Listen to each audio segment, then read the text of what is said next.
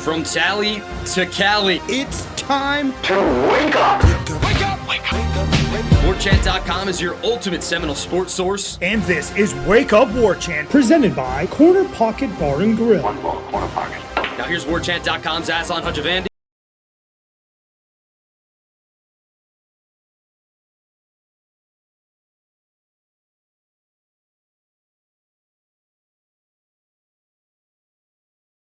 What is up? It is Wake Up Warchant. It is presented by Corner Pocket Bar and Grill, Tallahassee, Florida. cptallybar.com. That's the website. Check it out for the daily specials. You can put your online order. You can also check out the social calendar. Usually I'll tell you what to do, or not rather, I would tell you what the specials are, Corey. I would let everybody know, but right now my computer is being a little funky, so I just want to get through this show. Been a little bit of a rough weekend, so just want to be smooth sailing as much as possible. Warchant.com, your ultimate Seminole sports source. Thumbs up. Subscribe on the YouTube. Subscribe to the website. Warchant 30 gets you 30 free days. Now, Corey Clark's here. Well, he was here in the last 45 seconds. He's just waiting to talk. Corey, what's up, man? Your turn. What's up, buddy? How you doing? You doing all right?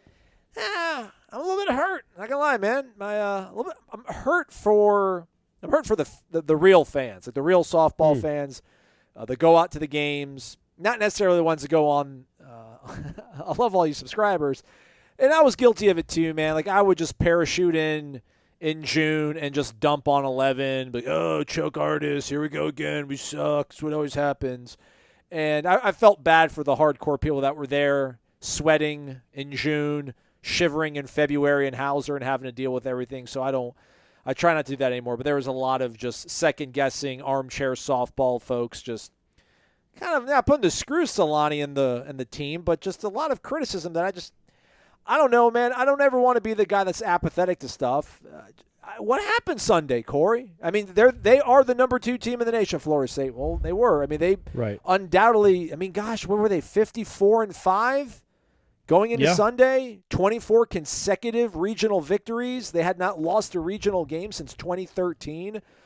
And then not in the blink of an eye, but I mean, in the course of 2 games, you lose them, your season's over. And I don't know if people are going to be like, well, they're overrated. You guys are gassing them up for no reason. Like, no, man. No. This is a really talented team. That's a really good coach. And I don't know, I guess, baseball happens. I mean, just softball happened. Just a bizarre Sunday. I was there, just the weather, the juice from the crowd, just nothing felt right. And they lose 5-0 in game 1 and then 4-3 in game 2. Mississippi State advances. Florida State, the first number 2 seed to not make it out of regional play in NCAA softball history. This is according to ESPN. Oh. There you go. There's something to it's historic. At least you made some history. It was also their first. They were 32-0 against non-conference opponents until Sunday, and now they're 32-2. Yeah, man, it's hard to explain. I mean, it is kind of the nature of sports. It's the beauty and the agony of it at the same time. Like, they've sent plenty of teams home over the years, right? Yes. And this time, and a lot of them in tears. A lot of teams that thought they were having magical seasons, and Florida State ruined it. And then this year it just happened to them, and it's hard to even put your finger on it. Like, they got that second game, they had 10 hits. Mississippi State had 6, but they made theirs count, I guess, and Florida State didn't. They couldn't get a big hit with the runner in scoring position, really. Sandercock wasn't great. She wasn't dominant. Not that she's usually dominant as, like, striking out 16, but she gave up some runs in the first game. They took her out. She came back in the second game. Now, granted, it was a 3-1 lead. It wasn't 8-0 or anything, but she gave up back-to-back hits and she walked a player, then gave up back-to-back hits, and the lead was gone. And she's been your horse. I think that was her second loss all season, or third. I think she had 1 loss all season, and she got 2 on Sunday. How do you explain that? It's just, man, it's a goofy sport. And when you truncate it down such a long, lengthy season into, best of 3, and really in Mississippi State's case, they just had to keep winning. Crazy things can happen. And I think you get tight when it gets closer. I do think that's a thing for sure. I think they really should have, once you lose that first game, man, you're tight. And it helped that they immediately got up to a 2-run lead, but they never could get any distance. They could never get any separation, and you just get tight, man. I mean, that's when you have such a magical season all the line. it can. That's what can happen. It was, and like you, man, it just. They've done some awesome things with this program, and it was a great season. I feel bad for the fans that are out there. I feel really bad for Lonnie and those players, especially the seniors. Yeah. Such an unbelievable run all season, and then it's like is it all diminished? Is it all dismissed because of one bad day? Literally one bad day out of 150 days, they had one bad day. And now that kind of just ruins the whole season. So that's the agony of sports. Yeah, it's just you won 55 games or whatever it was, or 54, and then you have one bad day. It's so cruel. And then the rule, this whole you can't. I get it. Like in softball, in baseball, you can lead off the bag. But obviously with the base paths not being nearly as lengthy in softball, like you're not allowed to lead off base. You have to be on the bag until the ball comes out of the pitcher's hand, I guess? Yes, yeah. And it bit Florida State twice. And the thing is, I'm there at the game. You folks are watching it at home like smart people. And like all of us are like, what just happened? Like, why did they just have a double and there's nobody left on base? And the person that just hit the double is now back in the batter's box.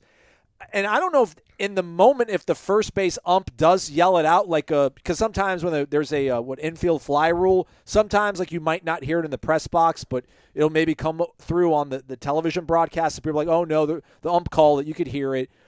But I think it was like Janai Kerr, and it was Devin Flaherty in the second game, and she's on first base. Devin Flaherty, Janai Kerr hits a single.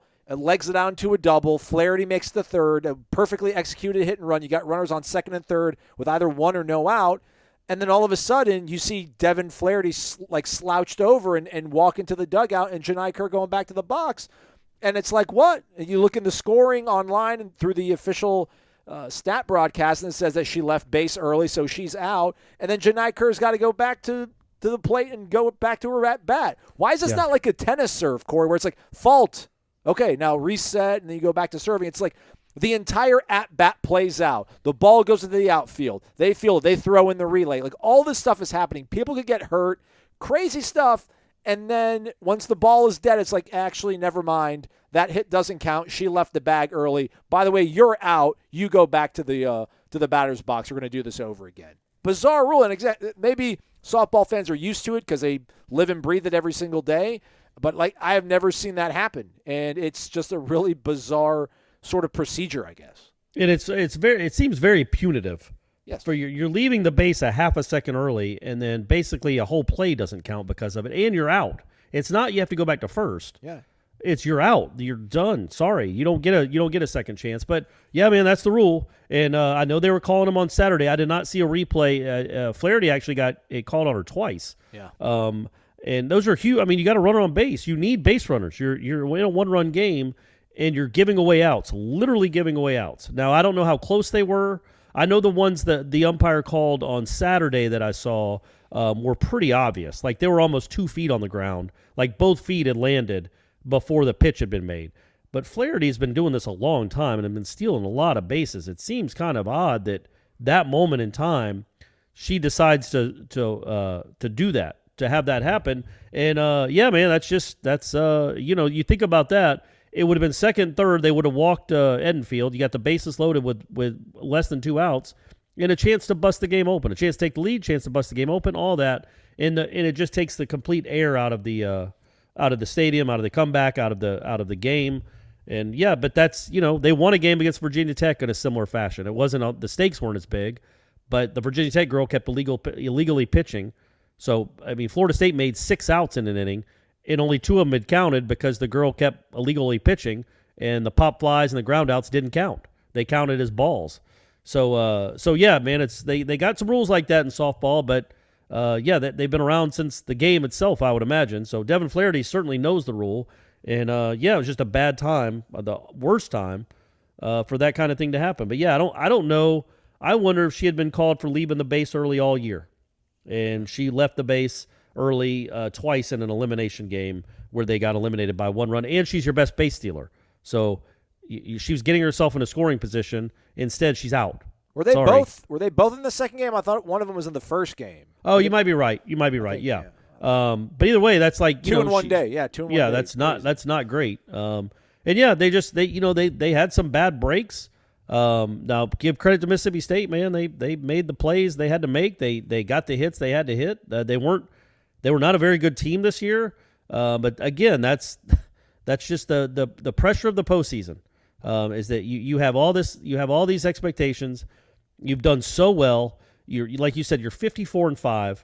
And then you lose. You haven't lost. I'm quite certain only Virginia Tech they had lost back-to-back games, but losing twice in 1 day to a kind of middling SEC team after the teams you've beaten this year.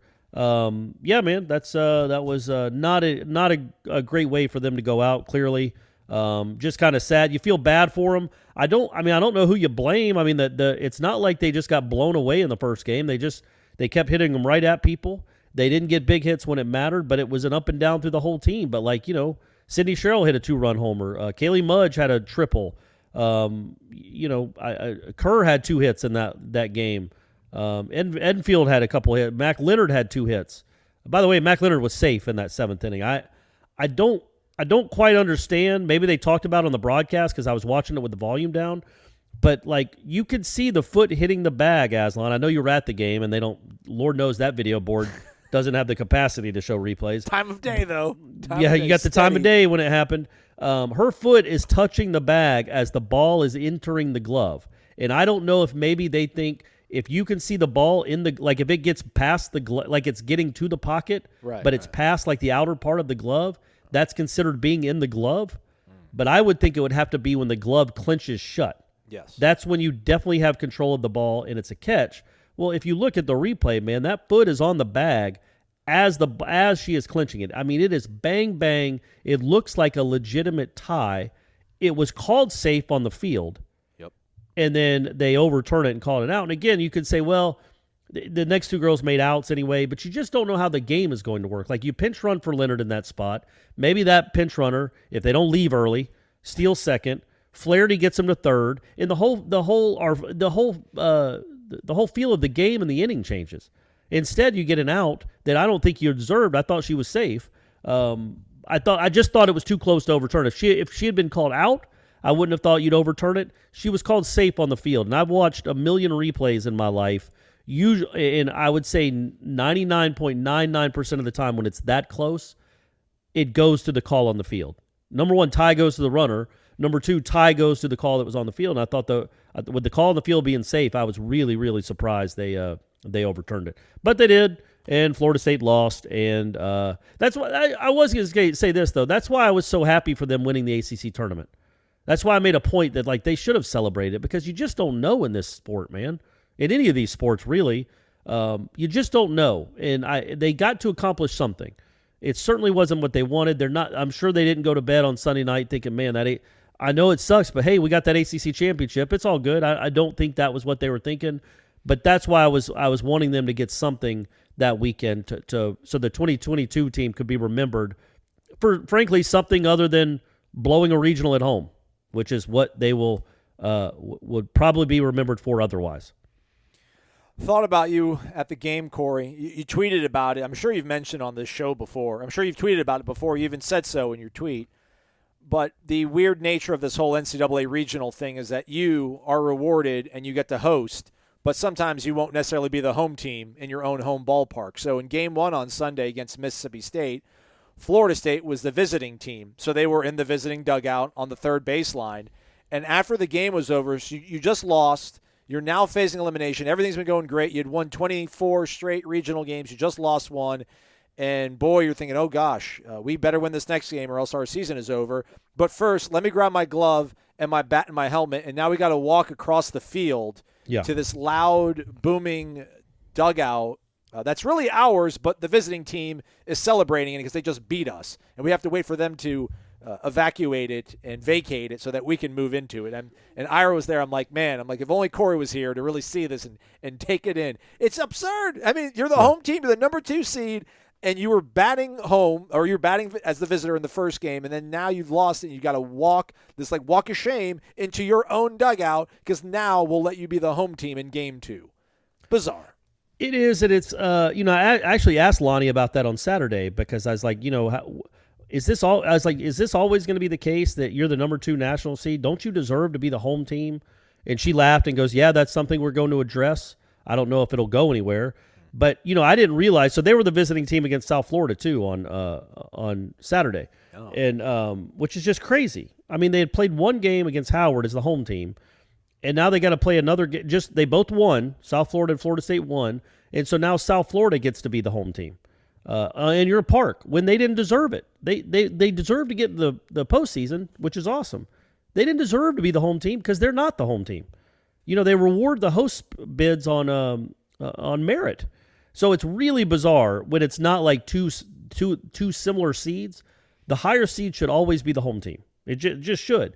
And so I asked her about that, and I didn't realize that she didn't lose a coin toss to South Florida. It was just they had to be the visiting team. Florida State did on Saturday because USF had been the home team or had been the visiting team against Mississippi State in the first game. So when you play in a regional, one game you have to be a home team and one game you have to be a visiting team. That's just the rules. Okay. It alternates. Why?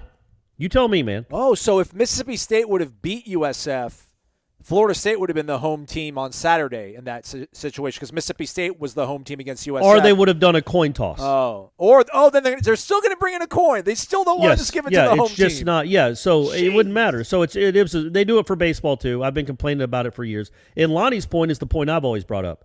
Is it's not just a home dugout, comfortability, all that. It's they say that they do practice in their visiting dugout near the once a week. They'll put in fact, the week I covered them, the day I covered them practicing, they were practicing. They put everything in the visitors' dugout because they know in the postseason they're going to have to do that at least once or twice. So they try to get themselves used to it. But it's not just the comfortability of you're at home but you're the visiting team. It's a strategic advantage. Like basketball on a neutral site, it really doesn't matter. It doesn't matter. There's no strategic advantage to wearing home whites or road grays or whatever. But in baseball and softball, being the home team, getting the last at bat is a huge advantage. It really is. I mean, people can say, well, you get to bat 7 times either way, right? But it just is. It is. It's for mindset wise, for confidence wise. The numbers say it. It is. You have a bit of advantage when you're the home team because you get the last at bat, and they don't. For whatever reason, the NCAA they want to treat it as a neutral site, which is goofy because you reward these teams with hosting sites. They want to treat all these postseason games as neutral. So that this is how it works, and it's just really goofy. It's not what they lost clearly because they were the visiting team in that first game, and they lost 5-0. It wasn't like anything happened that made them lose that game. And in the game that mattered, the game that was closest, they were the home team. Yeah. They did get to bat last, and it didn't work. I'm just complaining because the rule's dumb, and nobody can explain the validity of it to me. Who would South Florida be like, we're not going to Tallahassee, not unless we get to be home once. That's crazy. You got in the tournament, but understand they get to be the home team. When the Braves go on the road and have to play the Dodgers in the NLCS in LA, they don't get to be a home team once or twice. The Dodgers are the home team. That's just how it works. I just got attacked by 2 bugs in my own house. Awesome. So, man, what a day. What a night it's been for you. Locusts, plague, everything descending upon me. A shout-out to Jermaine Johnson. He was in Tallahassee. He had a fanny pack, but it was slung around his shoulder. I think some people might call it a merce. But Jermaine Johnson, I saw Murray Gaynor, Keyshawn Helton. Just, man, supporting the Noles. So that was cool to see. I think even Keyshawn moved up to the garage deck for the second game. I saw him when I was walking back in. He pointed at me, and I pointed up at him. So Jermaine Johnson, millionaire, first-round NFL draft pick. He's a Nole, though. I think he's going to say... Was Norvell out there? Because Norvell was out there on Friday and Saturday. I saw him on Saturday. I did not, but I saw Odell and Mickey Andrews. And no offense, might want to hang out those 2 guys over Mike. Mike's cool, but I mean, come on, Odell and Mickey? Yeah, man, that's awesome. Mickey's birthday, too, I think, apparently. Well, it didn't work out, did it, Aslan? No, it didn't. The clutch shot, the biggest hit. It's time for the Zaxby's Indescribably Good Player of the Week. You heard the man. Time for the Zaxby's Indescribably Good Player of the Week. Speaking of Zaxby's, shout out for catering Championship Sunday at the Tallahassee Regional. all you people who ate the Zaxby's before the guy who's actually sponsored by Zaxby's could get his Zaxby's, I'm going to find you. There will be vengeance. Onward we go, though, Corey. I am going to select Charlotte Heath as my selection for the Zaxby's Indescribably Good Player of the Week. Heath is currently tied for 20th at the NCAA tournament. She is 5 over. She carded an even par 72 on Friday, then went 1 over Saturday, 4 over Sunday. She is tied for 20th at 5 over, really helping spearhead this thing for the Florida State women's golf team. They, as a team, are currently 6th overall, and if that holds tight through Monday, that means we go to nationals, right? Like the whole shebang-a-bang? Yeah, well, they're already at nationals, Okay. but how it works, there's 24 teams out there. You play 3 days of stroke play as a team. If you finish in the top 15, you stay, and you play another day, and you try to get into the top 8. And if you make the top 8, then you go to match play.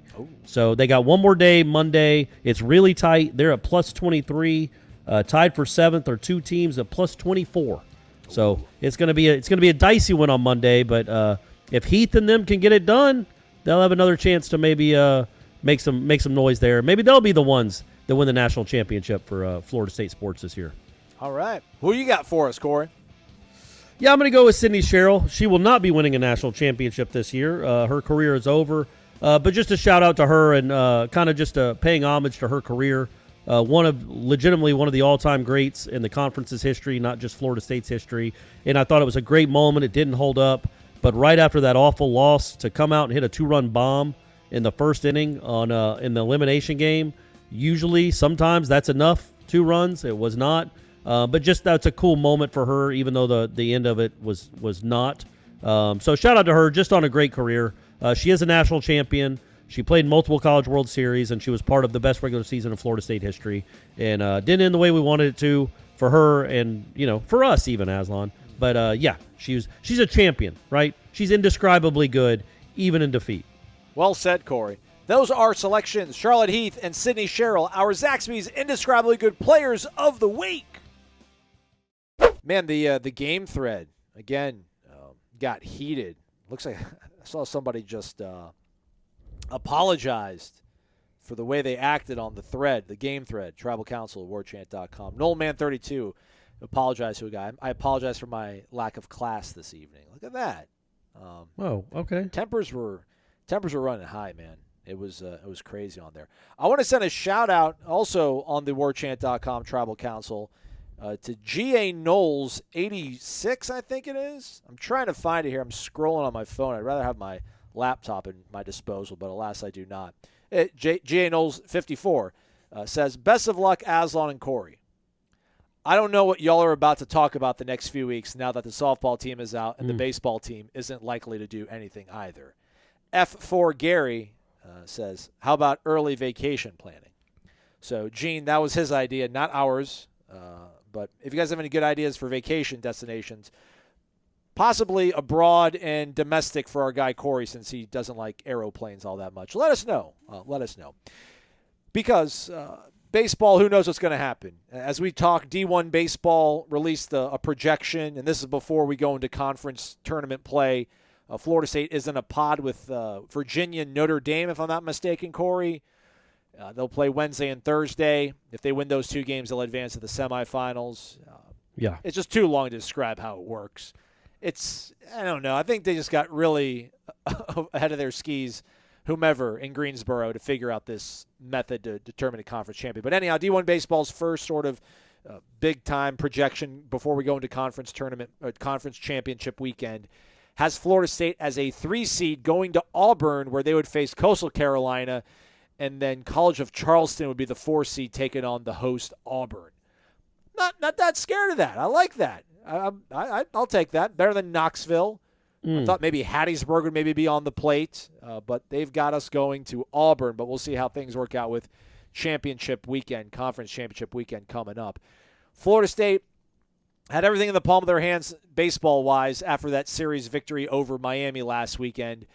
They had a game against Florida, and then they had a series against North Carolina. All 4 of those games, as Ira pointed out in his story that's on warchant.com, that you folks should check out. Lots of good stats in there. I'm not going to steal all of it because that was Ira's research. But, they were slated to host. Last week's projection from D1 Baseball had Florida State, the 12th seed in the nation, hosting. And then after losing to Florida in walk-off fashion and then getting swept by North Carolina, including just an absolute pummeling, I think on Friday, was it, when they lost like 11 to something? Saturday. It was a Saturday? Yep. They are no longer in the discussion to host. I think the only way they could pull it off is if they were to somehow sweep through the ACC tournament and win that. I don't think that could do it. Yeah. I think that those days are over. So there's discussion on the baseball forum now. Again, a lot of people start parachuting in and dumping on Mike Martin Jr. because he is the spawn of Mike Martin Sr. For some reason, people have animus towards the winningest coach in college baseball history. Get it. Didn't win it all. Understand. But it wasn't like it was horrible around here ever under his watch. And it's not all that horrible with Meat right now either. But it's not great. This offense for 4 years now has been pretty blah. They made it to Omaha one of those years, so we'll obviously let that slide. But I don't know, all the good we thought we were going to maybe retain by having Meat and all the, the greatness that might be now unleashed with his dad, maybe not, I don't want to say meddling. He was the head coach. He could do all the meddling he wanted to. It was his program. Nothing is really kind of paying off right now. But, hey, if they win a regional, who knows what's going to happen. But people are like ready to move on right now. He's got a 4-year contract. I think he's not getting fired, and I'm not saying they should get fired at all, unless they don't make it to a regional, but I think that would be completely crazy. There's no way they don't make it into a regional. But he goes into next season, I think, coaching in his final year of his contract. I don't think, barring them somehow making it to Omaha, or maybe I'll walk it back a little bit, making it into a super regional, I don't know why you would offer him an extension at this point. And people are talking about, recruiting, and you've lamented this, Corey, about college football coaches constantly getting extensions coming off so-so seasons because they say, hey, I need a couple more years of leverage so I can properly recruit. No one's going to want to come here if they know I won't be here for at least 3 or 4 more years. To which I'm like, some of the fans are saying that, like, oh, how's Meat going to recruit if he's the lame duck? I don't know, man. We'll figure it out. It's baseball recruiting. It works a lot differently, too. I don't want to be a fatalist, man, but if they don't make it out of a regional, we could talk about it at that point, but right now, what else are we going to talk about? I don't think he should get a contract extension at this point. Yeah, it's going to be a tricky situation. Alford is a baseball guy, and he understands that, he understands Mike Martin Jr.'s name. I know he didn't hire Mike Martin Jr., but he knows Mike Martin Jr., and he understands how good he was as an assistant coach, what that name means for Florida State baseball. But man, and again, it's why I've never gotten really too high about this team. Even the Miami series win is because you just can't trust the offense, and it's perplexing. And that to me, and I'm not at. It's literally like his second year, right? He didn't have a season. Well, so he got 20 games before COVID hit in 2020. So we're in Mike Martin's second full season. He is not in danger of getting fired, nor should he be. But what is troubling, and I would assume he'd say the same thing, is look, man, they might be last in Power 5 in runs scored. They are last in the ACC in runs scored. It does not make sense. They are third in the ACC in errors, second in strikeouts, 10th in on-base percentage, last in slugging. Like all these things that you use to judge programs, good ones, they're bad at. They're bad at getting on base. They're bad at scoring runs. They don't hit for a lot of power, and they make a lot of errors. They do strike a lot of people out as a pitching staff, which is good because they don't field the ball really well. So they do something well. But, yeah, man, you see why it's so frustrating. Like there's nothing this team does well. And the base running has been a problem forever. The fielding has been a problem forever. And, now the hitting isn't there. Now they're not scoring runs. And that's his thing. So, again, it's like my problem with Norvell. Norvell is an offensive guy.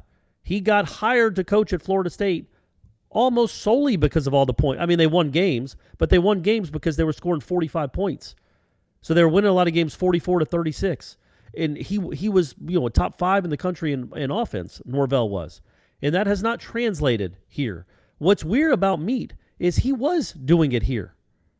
And it's just, and you kind of thought, okay, now that his dad is out of the picture, and I love his dad, have a great relationship with him, but they were coaching they were coaching a man down. Mike Martin Sr. hadn't gone on the road to recruit, and I couldn't tell you how long. Maybe since the turn of the century, and I'm not joking. So they weren't being able to hit the recruiting trail as hard as these other schools they were going up against. And so Meat was the de facto recruiting coordinator, and he was also the hitting coach. He did a lot of things. He wore a lot of hats. And now he's wearing the big hat. And for whatever reason, that offense has been slowly getting worse and trending down the last 3 or 4 years to now it's awful.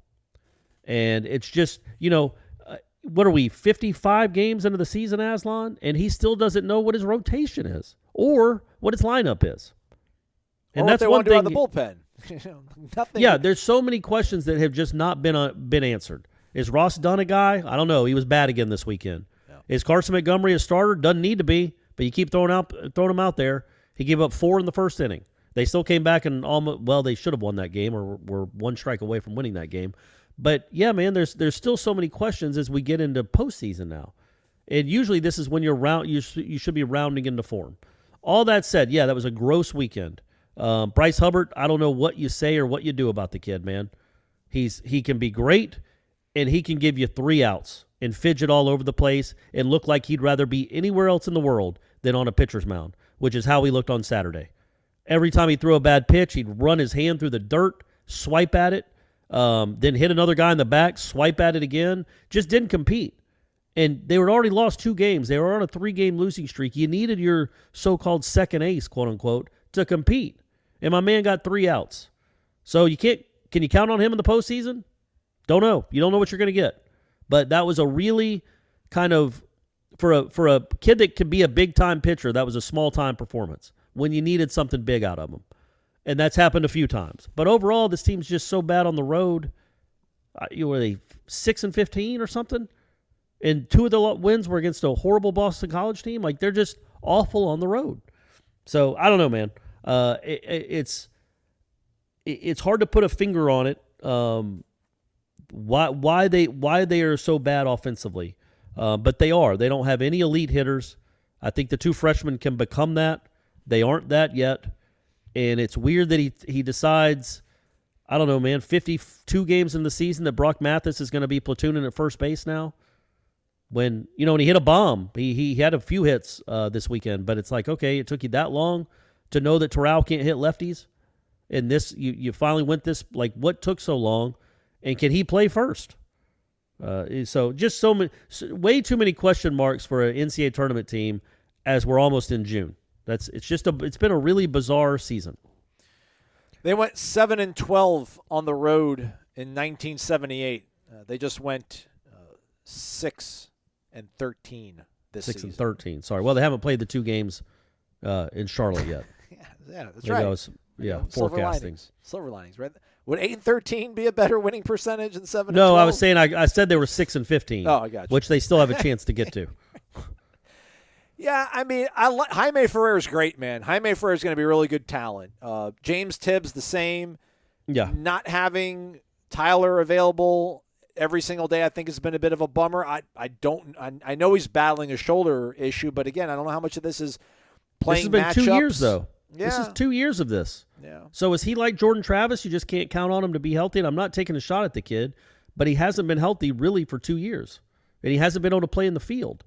Like, he came in as a middle infielder. And maybe that would really help you, but he can't play because of his injuries. And, yeah, so he's, played 10 games, 8 games? A lot of mixing and matching. It hasn't all worked out. But, again, I hate being so reactionary because they did just win 2 out of 3 against Miami. And then, I thought they played really well against Florida in the first game against North Carolina. Those were good games. They came all the way back to take the lead in Chapel Hill, and they had, arguably their best pitcher on the mound in the last inning, needing 1 strike, and Crowell just gave up a bomb, but he had been nails for you for 2 months. So that was just baseball. That was a bad pitch by a really good pitcher who had been squeezed a little bit that inning. Yes. I thought he had struck out the kid before that on a pitch, and they called it a ball. He got squeezed, but that happens.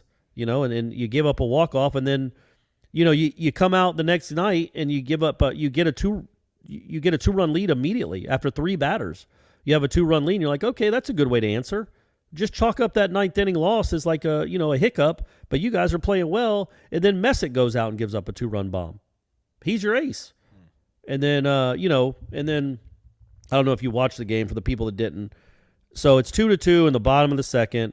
Messick gets the first guy out. The second guy hits a fly ball right at Reese Albert, barely has to move in center field. He inexplicably drops the ball, which is insane. That does not happen. So the kid gets a double or a double. The next kid takes a half swing, like actually tries to check his swing to get out of the way of the pitch. The ball hits the tip of his bat and rolls down the third base line for a single. So instead of you being out of the inning, it's 1st and 3rd with 1 out. And I was like, you know what? I don't need to watch this anymore. So I didn't. And Messick actually competed well. He was not throwing his hardest, and he didn't. I think he only struck out 3 or 4 guys, but he gave you 6 innings of 3 earned runs, which isn't dominant. Which he's been dominant before, and that would have been a nice time for him to be that Parker Messick that just dominates people. He wasn't that, but he competed, man. He gave you a chance, and then the bullpen blew the end of that game, and then Saturday was just complete meltdown, just complete non-competitive. Let's just get it done with this regular season, and that concerns me. It's like there was no fight at all on Sunday. From your starting pitcher to Saturday, yeah. From your starting pitcher who just did not want to be out there to the lineup, just nothing really redeeming at all. And then I go and look at the stats, and it's like, yeah, man, they don't hit for power, they don't hit for average, and they don't score runs. Not a great combination, especially when the main reason, I know people think Mike Martin Jr. was hired because of his last name, and there are people that will always believe that no matter what. He was hired, in my opinion anyway, he was hired because of what he had done in that role. He has produced really, really good offenses for decades. And then this year, the last 2 years in particular, but this year in particular, has been dreadful. It's just a bad offense, and that's that's the main reason he was hired. And their offense just isn't any good at all. You look at James Ramsey's team. You might not believe this stat, or you probably will. James Ramsey's the hitting coach at Georgia Tech, former Florida State All-American. Georgia Tech is not a very good baseball team either, so I'm not saying that you'd rather be a fan of the Yellow Jackets. But his baseball team has scored 200 more runs than Florida State. What? 200. It was like 4 more a game then, right? Man, like over yes. We're talking like 50 more a game. Yep. They're second, and Wake Forest has scored more than that. I think Wake Forest has scored like 512 runs this year. Florida State scored 302.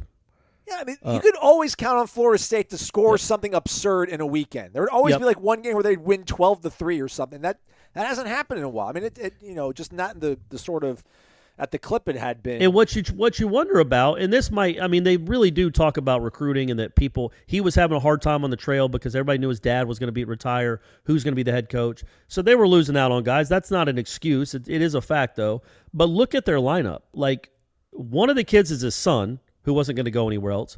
3 of the other ones are transfers. And Terrell, Mathis, too, if you count him. Well, Roberts, let's say 4. Yeah, and that's what I was going to say, Roberts and Mathis. So 4 of your, top 10 or 11 hitters are transfers. Another one's your son, and 2 other ones are true freshmen. So there hasn't been a whole lot of development here from, like, Reese Albert. Like, I don't know what's happened to that guy. I assume it's just his shoulder never got completely right, because I was watching a highlight the other night, Aslan, just to remind myself of the Florida State Georgia out there in Athens, and he was hitting home runs to left field. Yeah. And he hasn't hit a home run at all this year. He's only come close once, and he had so much juice in his bat, and he's lost all power. Logan Lacey has been not good this year after being really good last year. And so the guys that have been in the system for a while just haven't turned into anything, or have not been good this year. And then so you're leaning on transfers and freshmen. And it's like, okay, so are you going to get more transfers next year? Or are these freshmen, you assume these freshmen are going to get better, which they will, and they're good. Those 2 in particular are really good. But, what after them? What after them? Who's your catcher next year? What are you doing at first base?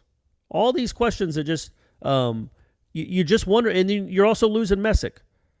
So you have so many question marks, and it's a perilous time. I don't know if perilous is the right word. I don't think that's what I meant. But it's a precipitate. No, that's not it either. Perilous time is right. I mean, because I don't want to be Michael Alford right now, and I wouldn't want to be Mike Martin Jr. because Mike Martin Jr. makes $400,000 a year, which I think would make him second to last in the SEC in terms of annual pay. I think he would only make maybe more than the head coach at Missouri. And Missouri definitely doesn't care about their baseball team. I think the coach, Scott Strickland at Georgia, makes like $800,000 or $6 or $7, something. I mean, significantly more than Mike Martin Jr. Jim Schlossnagel's making over $1 million A&M spent to take him away from TCU. So is the Louisville coach. I think the Louisville coach is making over $1 million too. So I mean, they've got him on the hook for $400,000. But I don't know if Mike Martin Jr. is going to want to keep giving out hometown discounts. But then again, I don't know how much leverage he has to demand for more money. But I really do wonder what they're going to do this offseason. And listen, man, they might go to some regional somewhere in the Southeast and end up winning and going to Supers, and this whole thing is moot. They could do it. They really could. I mean, listen, Auburn, College of Charleston, and Coastal Carolina. Man, let Parker Messick go out there and shove one night. And then you've got to figure out some way to piece together White, Crowell, and like Bryce Hubbard to win a game. I'm fine with that. And then you're going to throw out, Scalaro and Dunn and just roll Johnny Allstaff out there to try to win the championship in a regional. Stranger things have happened. But like if that doesn't happen, if they lose another regional, this is now, I mean, they're not going to host a regional. This is 3 consecutive seasons of not doing it. This goes all the way back to the mid-'70s when it didn't happen. Like, how could you re-up him? Like, I understand, hey, man, he's a lame duck. I still don't know if you really could. I mean, you give him 1 year, like a 1-year extension just to kind of make good for 2020 because he signed a 4-year deal, everybody. And 2020, although we can say it didn't count, he still got paid for it. So he did the COVID year 2020, 2021, this season. Next year is the last year on his contract. I just don't know if they don't win a regional, like how could you give him an extension going into next year? Yeah, it's a difficult spot because, again, I don't think either one of us are saying he needs to be fired. I guess, you don't need a 4-year extension, but obviously 3 years, in my opinion, and I know some people will never think this, even 2 years certainly isn't enough to make up your mind. And again, think of the program he took over. I know they had just made the College World Series, but that was also a team that barely got into the tournament. Yes. So he would. I mean, literally, they were like one of the last 2 teams selected in the field. So kind of where they are now. And if his dad wasn't his dad, if that wasn't the head coach here, we probably don't get into the tournament. Maybe not. Yeah, you're right. And they just went on a special week and a half, 2-week run, really a 5-game run. But they weren't. That was not a very good baseball team. This one isn't either. But it's not like he took over a perennial World Series team that was playing like that in the regular season. And then it's been a dumpster fire. It's been about what it was when he got it, honestly. They're maddeningly inconsistent like that team was in 19. But they have these moments where they look like they're not coached, and they also have these moments where they beat some of the best teams in the country. So they have that in them. And so anyway, I think the point being 2 years isn't enough to make up your mind. 3 years probably shouldn't be. Because again, who are the recruits that he's brought in? We got to see what they do to develop, especially in the lineup. But yeah, look, man, if they, I don't think this year. I guess you wouldn't want a lame duck coach for sure. But maybe you give him a 2-year extension or a 1-year extension because it's not like you're going to break. If you have to fire Meat after the 2024 season, it's not like you're going to be It's not going to be the Willie Taggart buyout. Yeah. You know what I mean? You're not going to owe that much money. So I think it's worth, me personally, seeing what he's going to do on the recruiting trail and the transfer portal after this year. What does he have? Where is this program going? 2 years is not enough to make your mind up. He, in my opinion, he does deserve the benefit of the doubt when it comes to what this offense is because it's such an anomaly for what he's done. At this school, not at another school where he was kicking butt in the Sun Belt, he was putting up great offenses in the ACC and getting them to the College World Series. So I think he deserves the benefit of the doubt to structure, to get and recruit a lineup that's his, with his recruiting philosophy and his recruiters. But yeah, this has been another ugly season after last year relatively was an ugly season that would have been catastrophic if Matt Nelson hadn't have been Matt Nelson. So, yeah, man. I mean, you look at it. Just the numbers are the numbers. They've scored 200 less runs than Georgia Tech. That's crazy. That's crazy. Georgia Tech doesn't have any more access to talent than Florida State does. So that to me is when I'm offered, I wouldn't be talking to them like, hey, your program is a wreck. I'd be like, what is going on with the offense? Do you need a hitting coach? Do you need to just be the manager and you need to go get your hitting coach? Would you like James Ramsey? Maybe he can bring that whole lineup with him. Whatever that's allowed now. But that would be the conversation I would be having. But Meade has been too good an offensive coach for too long to just give up on him. But this season has been really perplexing, and that was just a gross game on Saturday. It just wasn't all that competitive. And I know he ran out some arms trying to get them some work when it got a little bit out of hand. But it would have been nice for one of those guys to pitch well, and they didn't. Shout out to Connor Whitaker though; he pitched well twice in that series. And he was about the only one that pitched well up there. Yeah, they had a rain delay, like a 2 hour. They were down 7-0. Down 6-0. Yeah, something crazy. And they had 2.5 hour delay, and then you're like, oh, maybe they'll come back and fight. They didn't. But hey, you know what? They could win. What would it take to win the College World Series? So they got to win 3 in a regional. Right. Got to win 2 supers, so that's 5. Then 8. They might win their next 10 games, and we'll be playing this back and laughing at ourselves as he signs a 25-year extension. It's just, I wish you would jump into the message boards more often, Corey, just to read like a lot of the comments and stuff, because it's crazy. And I know there isn't a lot of place for nuance when it comes to an internet message board, but just like all the, you hired me, you kept the Martin name, like what else were you expecting? It's a family of chokers. And it's like, man, come on. Like, let's not get all crazy. But then there's the whole swing of things where it's like they're still going to make a regional. Everything's great. Like, what are you complaining about? That's what they do right now. They make regionals. He's keeping it up. Like, get off of his back. And it's like, well, but they make it as supers usually. They usually host the regionals, and they're not doing that. So like, right. I want more. I'm not trying to get rid of him, man. I want to see a Martin win the freaking College World Series, man. What when it comes to baseball, and it's softball too. Like, are we going to say that this softball team was a disappointment because of one day? Like, it was a great season. This softball team was as good as last year's softball team. Better, really. It had one bad day. Last year's softball team, if you remember, was on the road in the Supers. They weren't a top 8 national seed. This team was number 2 overall, and they had one bad day. My point being, it doesn't really concern me. I mean, it'd be great if they go on a run in June and somehow get to Omaha. That's not what concerns me as much as how just kind of middling the regular season has been. Yeah. Like it used to be back in the day, Florida State would be a top 8 national seed. And yeah, maybe you lose in the regionals or you lose in the supers. That happens.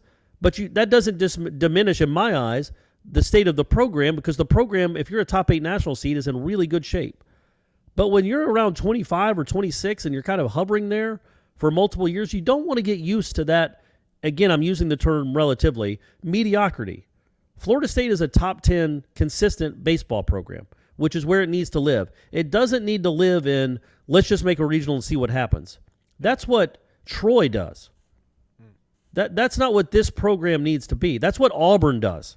Auburn or Alabama, they'll occasionally make regionals. Florida State needs to be hosting supers or being a top 8 national seed, more than this. They need to be in the conversation for a number 5, number 6 overall seed, or number 1 even. Like, that just hasn't happened in a while. And that's why I want to give, and that wasn't happening even at the final stages with 11 either. So that's why I want to give this another year to at least see what it looks like in 2023 and to see what the prospects are in 2024 as far as, okay, maybe there are a couple, you have another couple Ferrer and Tibbs type guys on next year's team, and you're like, okay, now I see the genesis of a really good offensive lineup coming together. And so I do think you 2 years, 3 years to me isn't enough, but right now it's floating in the same place it was before he took the job. Just kind of top 25-ish, and that's not good enough around here. It's better than not being in the regionals, but just getting to the regionals isn't what Florida State should be about. It should be having really good regular seasons, challenging for ACC regular season crowns, that kind of thing. Getting to 40 wins in the regular season, and that's just not happening. Let's force some football, I guess, here somehow, Corey. I thought we'd already been doing we'd had a long show. I am proud of hell as a show. I think you did great as always, Corey. But I don't know, man. I think this is a really bang up show. But people are going to be like, "Why are you talking about football?" I should not have singled anyone out. That was a mistake. I apologize for that. Words from Nick Saban on Friday after the whole back and forth between he and Jimbo Fisher. The back and forth. Nick went first. Jimbo went scorched earth, and then Nick kind of walks it back. I mean, he says the word apologize. I should have never singled anyone out. That was a mistake. I apologize for that. Steve Spurrier enters the chat. It's like, apologize. Where'd he lie? Where's the lie, as the kids say? Show me the lie. Jimbo Fisher hasn't really won a lot of stuff over there, so what's the big deal here? Any additional thoughts on the whole SEC crime that was, man, that was like A-block content for SportsCenter. I mean, they're in Bristol. They only want to talk about the NBA playoffs right now and maybe the Yankees doing whatever they're doing in the AL East. But, man, they ran top of the show like Nick Saban, Jimbo Fisher, War of Words, and bringing everybody in. Any other additional thoughts as this maybe has now hit a simmer? No, but I do agree with Saban, and that's probably a point I didn't make, is it really was bizarre for him to single Texas A&M out like that. And Dion. He kind of sounded like the people I'll talk to at a bar. You know what I mean? Like, A&M paid for the whole recruiting class. Dion paid a guy $1.5 million. It's like, all right, are you just saying that because somebody told you? Do you know that? Now, again, he's recruiting against Jimbo, so I feel like he's not just flying off the cuff. But, he could have made the point he was trying to make without maybe signaling out the one school in particular. But again, what are you going to – and now, I think The Athletic, Bruce Feldman wrote a story about how Jimbo and Nick have been doing this for 20 years. They don't like each other. They've always been kind of at each other's throats. That had something to do with it too. But yeah, Jimbo felt offended, so he didn't even defend himself. He just went on the offensive himself. But I thought it was it's really interesting how much he attacked, and that Saban was contrite. Seemingly, I don't know if he was contrite at all, but for him to go out and apologize, I don't know what to make of that. Like, I'd have thought he'd been like, well, ask Jimbo, if he can count to 7. Because that's how many I got, or what? I don't even know how many. Does he have 11? I don't know how many championships Saban has. I lost count. But I would have thought he'd have more reaction to how Jimbo made it so personal. But yeah, he felt like, I guess he thought he was in the wrong initially, so he needed to own up and apologize. What I can't wait for, though, is when the next time Jimbo's in front of a microphone, or the week of the Alabama game, where he'll be like, guys, I don't want to talk about this anymore. It's all about the kids. Yeah. Let's talk about the game. We can't keep talking about this. Saban will do the same thing too, trust me. And it's just like, man, that's all anybody wants to talk about.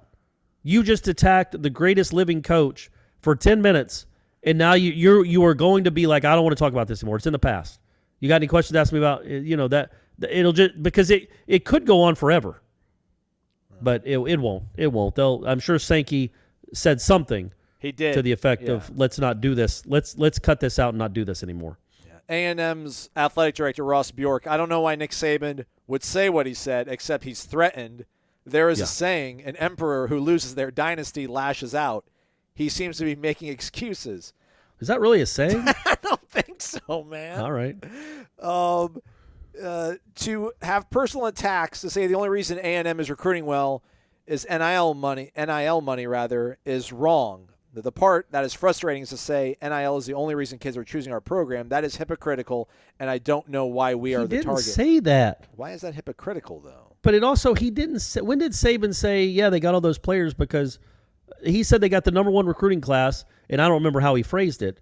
But he didn't say that. He didn't say the only reason you go to A&M is because they're paying you. Well, he said they bought their entire class, though. I mean, isn't that close enough? I mean, I guess. But, I mean, didn't they finish with a top 5 class? Don't they do that every year since Jimbo's been there? Yeah, I think they finished. Well, yeah. But they signed 7 5-stars, and I think if you add up every 5-star he signed previously, it's short of that. Oh, well, sure. So, yeah, they just got so bent out of shape. But it was still, man, it will live on forever. I was trying to think. Can you think of another press like the all-time press conferences? You got the Dennis Green. They are who we thought they were, and we let them off the hook. Yeah, but that stuff that doesn't matter. This was personal. I know where you're trying to go with this. I can't ever think of a player even calling out another player like. I mean, maybe like a baseball scrum in a hallway. Like Kevin Cash. Like I've got. Whatever, like 9 openers I can throw at your guy or something like that. And then he had to walk that back and got in trouble.